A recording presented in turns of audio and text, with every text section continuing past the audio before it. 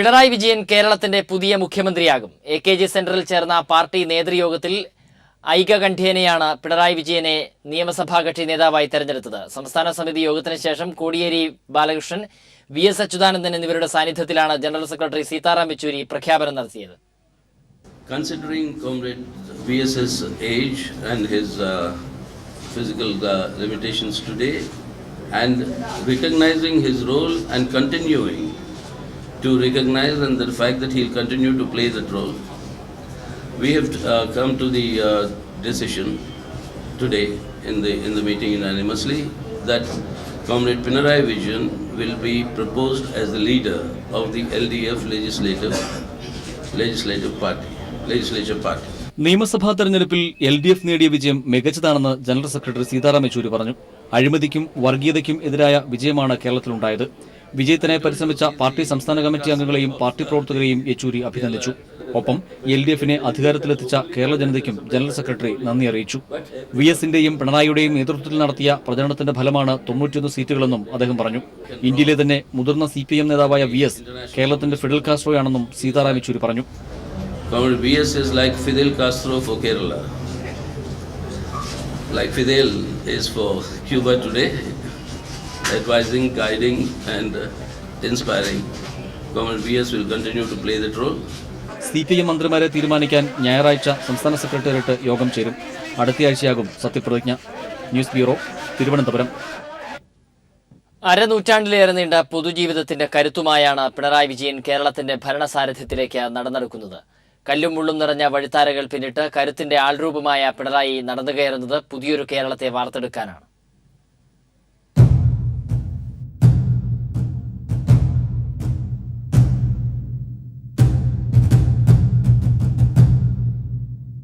പാറപ്പുറം സമ്മേളനത്തിന്റെ ചരിത്രമുറങ്ങുന്ന പിണറായി ഗ്രാമമാണ് പിണറായി വിജയൻ എന്ന കമ്മ്യൂണിസ്റ്റിനെ വാർത്തെടുക്കുന്നത്.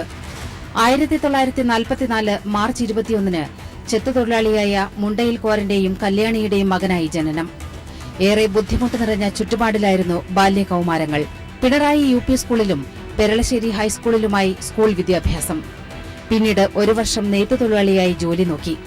തുടർന്ന് തലശ്ശേരി ബ്രണ്ണൻ കോളേജിൽ. ബ്രണ്ണൻ കോളേജാണ് പിണറായിയുടെ രാഷ്ട്രീയ കളരി.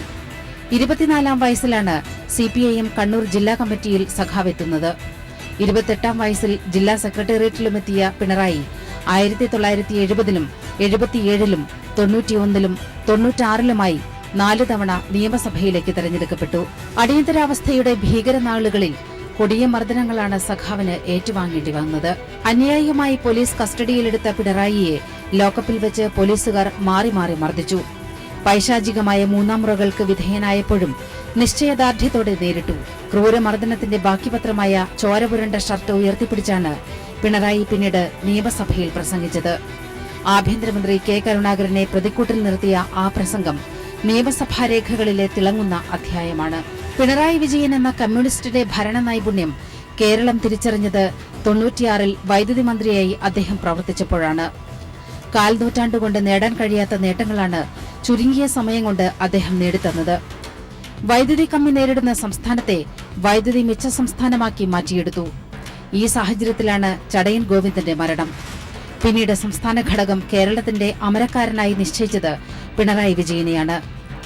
പിണറായിയെ നഖശിഖാന്തം എതിർക്കുന്ന മാധ്യമങ്ങൾ അന്ന് എഴുതിയത് ഇങ്ങനെ: നയനാർ മന്ത്രിസഭയ്ക്ക് നഷ്ടമായത് മികച്ച ഒരു പ്രതിഭയെ. സംഘടനാ ചുമതല ഏറ്റെടുത്തതിനു ശേഷം പിന്നീടങ്ങോട്ട് അദ്ദേഹം നേരിട്ടത് കടുത്ത മാധ്യമ ഭീകരതയെയാണ്. ഇത്രയധികം വ്യക്തിഹത്യയ്ക്ക് വിധേയനായ ഒരാൾ ഇന്ത്യൻ രാഷ്ട്രീയത്തിൽ തന്നെ ഉണ്ടോ എന്ന് സംശയം. ഇതെല്ലാം കമ്മ്യൂണിസ്റ്റ് പാർട്ടിയുടെ സെക്രട്ടറിയായതുകൊണ്ട് വന്നു ഭവിക്കുന്നു എന്നാണ് ഇതേക്കുറിച്ച് പിണറായി പ്രതികരിച്ചത്. വ്യക്തിഹത്യയ്ക്കും ദുരാരോപണങ്ങൾക്കും തകർക്കാൻ കഴിയാത്ത കരുത്തോടെ പിണറായി പാർട്ടിയെ നയിച്ചത് 1.5 പതിറ്റാണ്ടിലേറെയാണ്. ആലപ്പുഴ സമ്മേളനത്തിൽ സംസ്ഥാന സെക്രട്ടറി സ്ഥാനമൊഴിഞ്ഞ പിണറായി വിജയൻ ഇടതുമുന്നണിയുടെ കരുത്തിനായാണ് ഈ നീണ്ട നാൾ പ്രവർത്തിച്ചത്. ഈ കരുത്തും നിശ്ചയദാർഢ്യവും നവകേരള സൃഷ്ടിക്കായി നമുക്ക് പ്രതീക്ഷിക്കാം. Political desk. VS കേരളത്തിന്റെ ഫിദൽ കാസ്ട്രോ എന്ന യെച്ചൂരി. VS സർക്കാരിന് വേണ്ട നിർദ്ദേശങ്ങളും ഉപദേശങ്ങളും നൽകുമെന്നും സീതാറാം യെച്ചൂരി പറഞ്ഞു. Comrade VS is concerned, we would like to say that as the veteran leader, the only parallel I can draw in the international communist movement is that Comrade VS is like Fidel Castro for Kerala. Like Fidel is for Cuba today, advising, guiding and inspiring. Comrade VS will continue to play that role. കേരളത്തിന്റെ അടുത്ത മുഖ്യമന്ത്രിയായി പിണറായി വിജയനെ തെരഞ്ഞെടുത്തതിന്റെ ആഹ്ലാദത്തിലായിരുന്നു CPIM ആസ്ഥാനമായ AKG centre. മുഖ്യമന്ത്രിയെക്കുറിച്ചുള്ള ഔദ്യോഗിക പ്രഖ്യാപനം വന്നതോടെ AKG സെന്ററിൽ പ്രവർത്തകർ മധുരം വിതരണം ചെയ്തും അഭിവാദ്യമർപ്പിച്ചും അഭിനന്ദനമറിയിച്ചും സന്തോഷം പങ്കിട്ടു. സംസ്ഥാനത്ത് ഇടതുപക്ഷ ജനാധിപത്യ മുന്നണി ഉജ്ജ്വല വിജയം നേടിയതോടെയാണ് നിയമസഭാ കക്ഷി നേതാവിനെ തീരുമാനിക്കാനുള്ള ചർച്ച CPM-ൽ തുടങ്ങിയത്. രാവിലെ ചേർന്ന CPIM സംസ്ഥാന സെക്രട്ടേറിയറ്റ് യോഗത്തിൽ തന്നെ നിയമസഭാ കക്ഷി നേതാവായി പിണറായി വിജയനെ പാർട്ടി ഏകകണ്ഠേന തീരുമാനിക്കുകയായിരുന്നു. ഈ തീരുമാനം മാധ്യമങ്ങളിലൂടെ പുറത്തറിഞ്ഞതോടെ പല കേന്ദ്രങ്ങളിലും CPIM പ്രവർത്തകർ ആഹ്ലാദത്തിലും ആവേശത്തിലുമായി. വൈകുന്നേരം CPIM സംസ്ഥാന കമ്മിറ്റി യോഗം ചേർന്ന് സെക്രട്ടേറിയറ്റ് തീരുമാനത്തിന് അംഗീകാരം നൽകി. തുടർന്ന് 4 മണിക്ക് വാർത്താസമ്മേളനത്തിൽ ഔദ്യോഗിക പ്രഖ്യാപനം വന്നു. ഈ വാർത്ത കൂടി എത്തിയതോടെ AKG സെന്ററിൽ പ്രവർത്തകർ മധുരം വിതരണം ചെയ്തും അഭിവാദ്യമർപ്പിച്ചും സന്തോഷം പങ്കിടുകയായിരുന്നു. ഇരിങ്ങാലക്കുടയിൽ നിന്നെത്തിയ സർവമത സംഘം AKG സെന്ററിലുണ്ടായിരുന്ന പാർട്ടി പ്രവർത്തകർക്കും മാധ്യമപ്രവർത്തകർക്കും ലഡു വിതരണം ചെയ്തു. CPM general secretary Sitaram Yechury, CPM polit bureau അംഗം പ്രകാശ് കാരാട്ട്, CPM സംസ്ഥാന സെക്രട്ടറി കോടിയേരി ബാലകൃഷ്ണൻ എന്നിവർ നിയുക്ത മുഖ്യമന്ത്രിക്ക് ആശംസ നേർന്നു. പിന്നാലെ നിരവധി പ്രമുഖരും സംസ്ഥാനത്തെ പുതിയ മുഖ്യമന്ത്രിക്ക് അഭിവാദ്യം അറിയിച്ചു മടങ്ങി. സംസ്ഥാനത്തെ അടുത്ത മുഖ്യമന്ത്രിയായി പിണറായി വിജയനെ പ്രഖ്യാപിച്ചതോടെ ആവേശം അണപൊട്ടിയിരിക്കുന്നു. ഇനി സത്യപ്രതിജ്ഞാ ചടങ്ങിനുള്ള കാത്തിരിപ്പ്. ആരൊക്കെയാണ് മന്ത്രിമാരെന്നുള്ളത് അടുത്ത ദിവസം പ്രഖ്യാപിക്കും. ക്യാമറാമാൻ അജിത്തിനൊപ്പം സുനിൽ അരുമാനു. പ്രവാസ ലോകത്തും തെരഞ്ഞെടുപ്പിന്റെ വിജയാഘോഷം. തെരഞ്ഞെടുപ്പിന്റെ ഓരോ ഘട്ടങ്ങളിലും മനസ്സുകൊണ്ട് സജീവമായി പങ്കുകൊണ്ട പ്രവാസി സമൂഹത്തിന് LDF-ന്റെ വിജയം ഏറെ ആഹ്ലാദം പകർന്നു. കേക്ക് മുറിച്ചും മധുരപലഹാരങ്ങൾ വിതരണം ചെയ്തും പ്രവാസികൾ ആഘോഷങ്ങളിൽ സജീവമായി. ദുബായ് ബ്യൂറോയുടെ റിപ്പോർട്ട്. പ്രവാസി സമൂഹത്തിന്റെ മനസ്സ് മുഴുവൻ കേരളത്തിൽ തന്നെയായിരുന്നു പുലർച്ചെ മുതൽ തന്നെ. തെരഞ്ഞെടുപ്പിന്റെ ഓരോ വാർത്തയും വിശകലനവും ആദ്യം മുതലേ ശ്രദ്ധിക്കുകയും ചർച്ച ചെയ്യുകയും ചെയ്തിരുന്ന പ്രവാസി സമൂഹത്തിന് LDF-ന്റെ ഉജ്ജ്വല വിജയം അത്യാഹ്ലാദം നൽകി.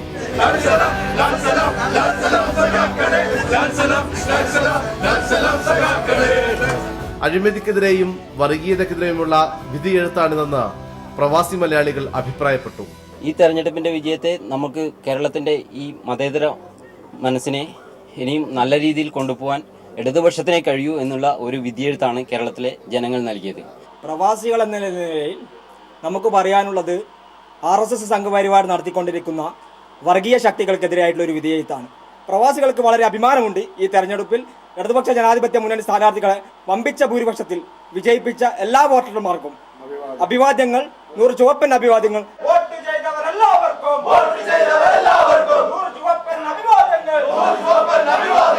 കേരളം ചുവന്നു തൊടുത്തതിന്റെ ആവേശത്തിലാണ് പ്രവാസ ലോകവും.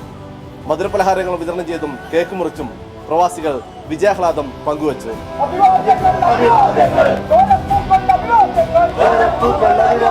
മലയാളികൾ ഫ്ളാറ്റുകളിൽ ഒത്തുകൂടി കേക്ക് മുറിച്ചു. ദേരയിലെ ഈ ഫ്ളാറ്റിൽ കേക്ക് മുറിക്കാനെത്തിയത് 6 വയസ്സുകാരി നിയ. ആവേശം ചോരാതെ പുതുതലമുറയും ഹൃദയപക്ഷത്തോട് ചേർന്നു നിന്നു.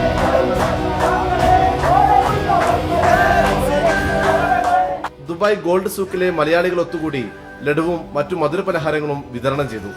LDF വന്നു, ഇനി എല്ലാം ശരിയാകുമെന്ന ശുഭപ്രതീക്ഷയിലാണ് പ്രവാസി സമൂഹം.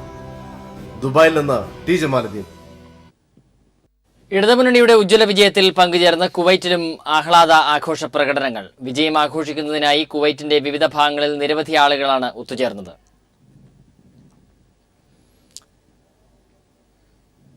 മസ്കറ്റിലെ കൈരളി പ്രവർത്തകർ കേരള നിയമസഭാ തെരഞ്ഞെടുപ്പിലെ ഇടതുപക്ഷ വിജയം ആഘോഷിച്ചു. റുവിയിലെ കൈരളി ഗ്രന്ഥാലയത്തിൽ മധുരപലഹാരം വിതരണം ചെയ്തും അഭിവാദന മുദ്രാവാക്യങ്ങൾ മുഴക്കിയും വിപ്ലവഗാനങ്ങൾ പാടിയും സന്തോഷം പങ്കുവച്ചു. റുവി, മത്ര, ഗാല, റിസൈൽ, സീബ്, ഇബ്ര, നിസ്വ തുടങ്ങി ഒമാന്റെ വിവിധ ഭാഗങ്ങളിൽ കൈരളി പ്രവർത്തകരുടെ നേതൃത്വത്തിൽ പായസവും മറ്റ് മധുരപലഹാരങ്ങളും വിതരണം ചെയ്തു. ശക്തമായ ചൂടിൽ നിന്ന് തൊഴിലാളികൾക്ക് ആശ്വാസം നൽകുന്നതിന് UAE-യിൽ ഉച്ചവിശ്രമം നിയമം ജൂൺ 15 മുതൽ നിലവിൽ വരും. വേനൽ ചൂട് ശക്തമായ സാഹചര്യത്തിൽ തുറസായ സ്ഥലങ്ങളിൽ ജോലി ചെയ്യുന്ന തൊഴിലാളികളുടെ സുരക്ഷ കണക്കിലെടുത്താണ് നടപടി. സെപ്റ്റംബർ 15 വരെ 3 മാസം നീളുന്ന ഉച്ചവിശ്രമ നിയമം നടപ്പാക്കുന്നതിന് മനുഷ്യവിഭവശേഷി സ്വദേശിവൽക്കരണ മന്ത്രാലയം തയ്യാറെടുപ്പുകൾ പൂർത്തിയാക്കി. നിയമം ലംഘിക്കുന്ന സ്ഥാപനങ്ങൾക്ക് കനത്ത പിഴ ലഭിക്കുമെന്ന് അധികൃതർ മുന്നറിയിപ്പ് നൽകി.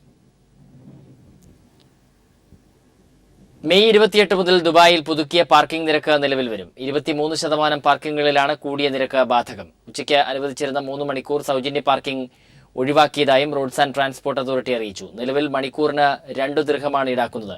മെയ് 28 മുതൽ നിശ്ചിത മേഖലകളിൽ 3-4 ദിർഹം വീതമായി മാറും. ബഹുനില പാർക്കിങ്ങുകളിലെ നിരക്ക് മണിക്കൂറിന് 3 ദിർഹമിൽ നിന്ന് 5 ദിർഹമായി ഉയർത്തിയിട്ടുണ്ട്. രാവിലെ 8 മുതൽ രാത്രി 10 വരെ പാർക്കിംഗ് ഫീസ് നൽകേണ്ടി വരും.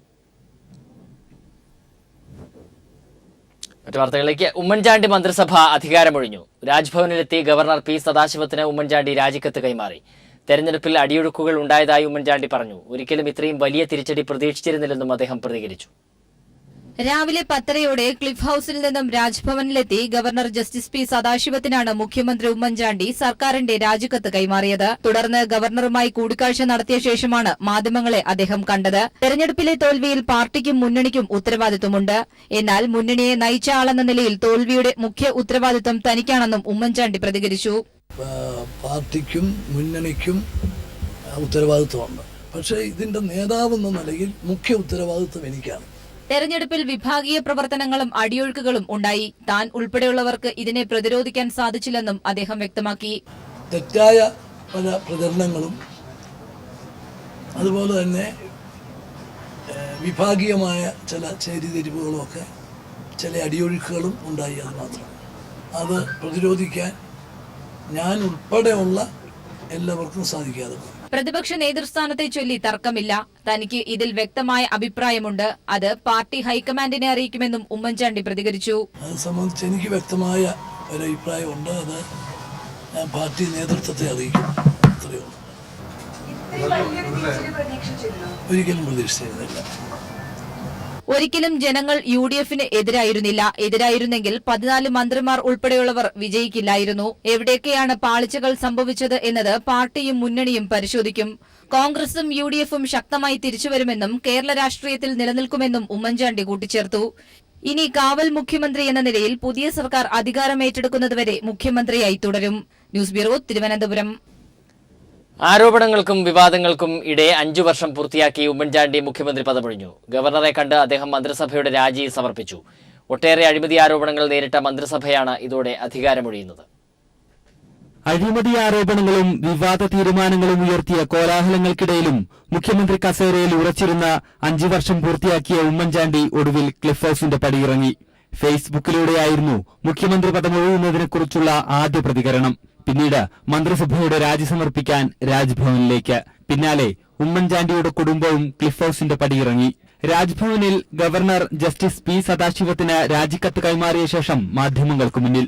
കോൺഗ്രസിന് തിരിച്ചു വരാൻ ഒരു ബുദ്ധിമുട്ടും ഉണ്ടാവില്ല. ഇതൊരു താൽക്കാലിക പ്രതിഭാസം മാത്രമാണ്. ശേഷം ഭരണസിരാ കേന്ദ്രത്തിലേക്ക് ഒരിക്കൽ കൂടി. മുഖ്യമന്ത്രിയുടെ കോൺഫറൻസ് ഹാളിൽ ഉമ്മൻചാണ്ടിയുടെ അവസാന വാർത്താ സമ്മേളനം. ഏറ്റവും വേഗത്തിൽ പുതിയ ഗവൺമെന്റ് വരട്ടെ എന്നും അവർക്ക് ക്രിയാത്മകമായിട്ടുള്ള പൂർണ്ണ പിന്തുണ UDFിന്റെ ഭാഗത്തു നിന്നുണ്ടാകുമെന്നും അറിയിക്കാൻ ആഗ്രഹിക്കുകയാണ്.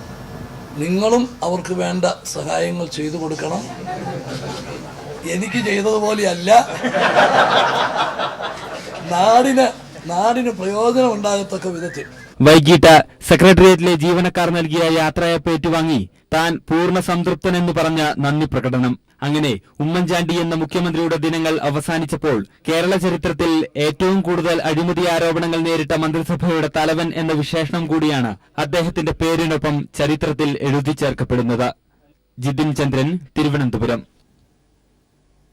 തിരൂരിൽ ലീഗ് ആക്രമണത്തിൽ CPIM പ്രവർത്തകൻ കൊല്ലപ്പെട്ടു. ഇന്നലെ നടന്ന ആക്രമണത്തിൽ പരിക്കേറ്റ് ചികിത്സയിലായിരുന്ന കൽപ്പകഞ്ചേരി സ്വദേശി ഹംസക്കുട്ടിയാണ് മരിച്ചത്. പിണറായിയിൽ വിജയാഹ്ലാദ പ്രകടനത്തിനിടെ RSS പ്രവർത്തകർ ബോംബെറിഞ്ഞും ലോറി കയറ്റിയും കൊലപ്പെടുത്തിയ CV രവീന്ദ്രന്റെ മൃതദേഹം പൊതുദർശനത്തിന് ശേഷം വീട്ടുവളപ്പിൽ സംസ്കരിച്ചു. വൻ ജനാവലിയാണ് രവീന്ദ്രന്റെ മൃതദേഹത്തിൽ അന്തിമ അഭിവാദ്യമർപ്പിക്കാൻ വഴിനീളയും വീട്ടുവളപ്പിലും എത്തിയത്. പരിയാരം മെഡിക്കൽ കോളേജ് ആശുപത്രിയിൽ പോസ്റ്റ്മോർട്ടത്തിന് ശേഷം വിലാപയാത്രയായാണ് കരിന്താങ്കണ്ടിയിൽ CV രവീന്ദ്രന്റെ മൃതദേഹം പിണറായിലേക്ക് കൊണ്ടുവന്നത്. വിലാപയാത്രയ്ക്ക് വഴിനീളെ നാട്ടുകാരും CPIM പ്രവർത്തകരും അന്തിമാഭിവാദ്യങ്ങൾ അർപ്പിക്കാനെത്തി. തളിപ്പറമ്പ്, പള്ളിക്കുളം, ദേശാഭിമാനി, കക്കാട്, പെർലശ്ശേരി, മമ്പറം തുടങ്ങിയ സ്ഥലങ്ങളിലെല്ലാം ജനങ്ങൾ അഭിവാദ്യങ്ങൾ അർപ്പിക്കാനെത്തി. പിണറായി CPIM ലോക്കൽ കമ്മിറ്റി ഓഫീസിന് മുന്നിൽ പൊതുദർശനത്തിന് വെച്ച മൃതദേഹം കാണാനും അന്തിമോപചാരങ്ങൾ അർപ്പിക്കാനും ആയിരങ്ങളാണ് വിവിധ നാടുകളിൽ നിന്നും എത്തിച്ചേർന്നത്. പിണറായി വിജയന്റെയും ഇടതുമുന്നണിയുടെയും വിജയം ആഘോഷിക്കേണ്ട സമയം ഒരു ജനത മുഴുവൻ RSS പ്രവർത്തകർ ബോംബേറിൽ ലോറി കയറ്റിക്കൊന്ന തങ്ങളുടെ സഹപ്രവർത്തകന്റെ മരണത്തിന്റെ ആഘാതത്തിലായിരുന്നു. രവീന്ദ്രൻ ജോലി ചെയ്ത പിണറായി പീക്കോസിലും വീട്ടിലും ജനസഹസ്രങ്ങൾ തിങ്ങി നിറഞ്ഞു. പിണറായി, ധർമ്മടം, പെരളശ്ശേരി, കോട്ടയംപൊയിൽ പഞ്ചായത്തുകളിൽ 2 മണി മുതൽ 6 മണി വരെ CPIM ഹർത്താലിന് ആഹ്വാനം ചെയ്തെങ്കിലും രാവിലെ മുതൽ ഈ പഞ്ചായത്തുകളിലെല്ലാം ജനങ്ങൾ സ്വയം സന്നദ്ധരായി ഹർത്താൽ ആചരിച്ചു. 4:30 ചേരിക്കല്ല് രവീന്ദ്രന്റെ വീട്ടുവളപ്പിൽ മൃതദേഹം സംസ്കരിച്ചു. അതേസമയം കൊലപാതകത്തിന് ഉത്തരവാദികൾ എന്ന് കരുതുന്ന 18 പേരെ കൂത്തുപറമ്പ് പോലീസ് കസ്റ്റഡിയിലെടുത്തു. പുത്തൻകണ്ടത്തിലെ RSS പ്രവർത്തകരായ പ്രേംജിത്ത്, പ്രണൂപ് എന്നിവരുടെ നേതൃത്വത്തിലാണ് കൊലപാതകം നടത്തിയതെന്ന് പോലീസ് അറിയിച്ചു. സമാധാനം നിലനിന്നിരുന്ന നാടായിരുന്നു പിണറായി. അതുകൊണ്ട് തന്നെ കൊലപാതകം നാടിനെ നടുക്കിയത് ചെറുതായല്ല. ആയിരങ്ങളാണ് രവീന്ദ്രന്റെ മൃതദേഹം കാണാൻ പിണറായി ടൗണിലേക്ക് ഒഴുകിയെത്തിയത്. പിണറായിയിൽ നിന്നും ക്യാമറാമാൻ ജയൻ കല്യാശ്ശേരിക്കൊപ്പം PV ജോഷില. നേതാക്കൾ തന്നെ പിന്നിൽ നിന്ന് കുത്തിയെന്ന് പത്മജ വേണുഗോപാൽ. CN ബാലകൃഷ്ണൻ അടക്കമുള്ള നേതാക്കൾ തനിക്ക് വേണ്ടി പ്രചാരണം നടത്തിയില്ല. മുതിർന്ന നേതാക്കൾക്ക് തന്റെ തോൽവിയിൽ പങ്കുണ്ടെന്നും പത്മജ പറഞ്ഞു. പക്ഷെ പാർട്ടി പ്രവർത്തകർ എപ്പോഴും ഉണ്ട്, അവരെവിടെയും പോയിട്ടില്ല. പക്ഷെ അവർക്ക് നിർദ്ദേശങ്ങൾ കൊടുക്കാനോ അവരെ ശക്തമായിട്ട് രംഗത്തിറക്കാനോ സീനിയർ നേതാക്കൾ ആരുമില്ല. അല്ല, അവരെയും ഞാൻ കണ്ടിട്ടില്ല. ഞാൻ എന്റെ ജോലി നോക്കി പോയിന്നല്ലോ. ഞാൻ അവരുടെ അടുത്തൊക്കെ പലരുടെ അടുത്തും പറഞ്ഞതാണ്. അല്ല, ചിലവര് പുറത്തു വന്നു, ഉള്ളുന്ന എന്താ ചെയ്തെന്ന് എനിക്കറിയില്ല. പക്ഷെ അല്ല, പാർട്ടിയുടെ അടിത്തറ തന്നെ ഇളകിയിട്ടുണ്ട് ഇവിടെ. അത് ഇനി ഒരു ദിവസം കൊണ്ടൊന്നും അത് സിമെന്റ് ഇട്ട് ഉറപ്പിക്കാനൊന്നും പറ്റില്ല.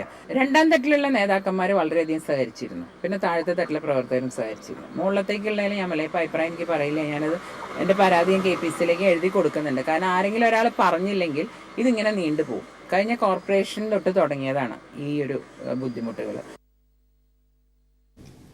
പത്മജയ്ക്ക് തോറ്റതിന്റെ ദുഃഖമാണെന്ന് CN ബാലകൃഷ്ണൻ. പത്മജയുടെ തോൽവി പാർട്ടി പരിശോധിക്കുമെന്നും CN ബാലകൃഷ്ണൻ പറഞ്ഞു. തോൽക്കുമ്പോൾ വിഷമം കൊണ്ട് പലതും പറയും. ഇവിടെ ജയിക്കാൻ വേണ്ടി ഞങ്ങളെ കഴിവുകളൊക്കെ ചെയ്തിട്ടുണ്ട്. പരാജയത്തെ സംബന്ധിച്ച് അവർക്ക് മനസ്സിന് വിഷമം ഉണ്ടാവും. അപ്പൊ പിന്നെ ആരുടെ പേരെങ്കിലും പറയണ്ടേ.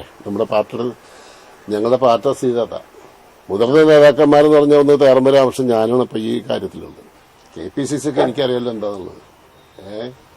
പരാതി കിട്ടും, അന്വേഷണം നടത്തും, തെറ്റുകളുള്ള ആൾക്കാർ ശിക്ഷിക്കും. അതിനിപ്പോ എന്താ പ്രശ്നം? ശിക്ഷിക്കുന്ന കാര്യത്തിൽ CN ബാലകൃഷ്ണൻ, തേർമരാമകൃഷ്ണൻ ഉണ്ടാവില്ല. തെറ്റിദ്ധാരൊന്നും വേണ്ട ആർക്കും. ഞങ്ങള് കൊല്ലം 10-60 കൊല്ലം, ഞാൻ 65 കൊല്ലമായി പാർട്ടിയിൽ. പത്മജയ്ക്ക് മറുപടിയുമായി തേറമ്പൽ രാമകൃഷ്ണൻ. തോൽക്കുമ്പോൾ മറ്റുള്ളവരെ കല്ലെറിഞ്ഞിട്ട് കാര്യമില്ല. പ്രൈമറി സ്കൂൾ കുട്ടികളെ പോലെ എല്ലാം പറഞ്ഞു കൊടുക്കേണ്ട കാര്യമില്ലെന്നും തേറമ്പൽ രാമകൃഷ്ണൻ പറഞ്ഞു. ചോദിച്ചപ്പോൾ വേണ്ട നിർദ്ദേശം നൽകിയിട്ടുണ്ടെന്നും അദ്ദേഹം പറഞ്ഞു. പിന്നെ പത്മജ KPCC സെക്രട്ടറിയാണ്. ദീർഘകാലമായിട്ട് രാഷ്ട്രീയത്തിൽ പരിചയസമ്പന്നയായിട്ടുള്ള ആളാണ്. ഞാൻ ക്ലാസ് കൊടുത്ത് ഇന്നോണം ചെയ്യുന്ന പ്രൈമറി കുട്ടികളോട് പറഞ്ഞ മാതിരി എനിക്ക് പറയാൻ പറ്റൂ? പറയണത് ശരിയാണോ? അവരും ഞാനും തമ്മിൽ പല വ്യത്യാസങ്ങളുണ്ട്. എന്നോട് എപ്പോഴൊക്കെ അഭിപ്രായങ്ങൾ ആരാഞ്ഞിട്ടുണ്ടോ അന്നൊക്കെ ഞാൻ കറക്റ്റ് അഡ്വൈസ് കൊടുത്തിട്ടുണ്ട്. അതിപ്പോൾ എന്താ കാരണമെന്ന് ലോക്കൽ കാരണങ്ങൾ ഞാൻ അന്വേഷിക്കാം, മറ്റു കാര്യങ്ങൾ കേന്ദ്രം അന്വേഷിക്കണം. കാരണം വിന്നബിലിറ്റിയും ആക്സെപ്റ്റബിലിറ്റിയും ഒക്കെ മാനദണ്ഡം വെച്ച് സ്ഥാനാർത്ഥി നിർണയം ചെയ്ത നേതൃത്വത്തിന് തെറ്റുപറ്റിയിട്ടുണ്ടോ അവരോട് ചോദിക്കണം. UDF തോറ്റ സാഹചര്യത്തിൽ ഉമ്മൻചാണ്ടിയെ നേതൃസ്ഥാനത്ത് നിന്ന് മാറ്റുന്നത് സംബന്ധിച്ച വിഷയം തന്റെ അധികാര പരിധിയിലുള്ള കാര്യമല്ലെന്ന് K. ബാബു. ഉചിതമായ തീരുമാനം നേതൃത്വം എടുക്കുമെന്ന് പ്രതീക്ഷിക്കുന്നു. പാർട്ടിക്ക് വേണ്ടാത്ത സ്ഥാനാർത്ഥി എന്ന പ്രചാരണം തനിക്ക് ദോഷം ചെയ്തു. തന്റെ സ്ഥാനാർത്ഥിത്വത്തിനെതിരെ VM സുധീരൻ നേരത്തെ രംഗത്ത് വന്നത് സംബന്ധിച്ച് താൻ ഇപ്പോൾ ഒന്നും പറയുന്നില്ല. BJPക്ക് വോട്ട് വർദ്ധിച്ചതും തനിക്ക് തിരിച്ചടിയായെന്നും ബാബു പീപ്പിളിനോട് പറഞ്ഞു. ഒരു അനിശ്ചിതത്വം ഒരുപാട് എനിക്ക് ദോഷം ചെയ്തു. ഇതൊക്കെ ഓരോ പ്രദേശത്തുണ്ടായ പ്രത്യേക സാഹചര്യങ്ങളാണ്. ഇപ്പം ഇവിടെ ഉണ്ടായത് ഞാനീ പറഞ്ഞ കാര്യമാണ്. അതിനകത്ത് മുഖ്യമന്ത്രിയുടെ പോരായ എന്ന് പറയേണ്ട കാര്യമില്ല.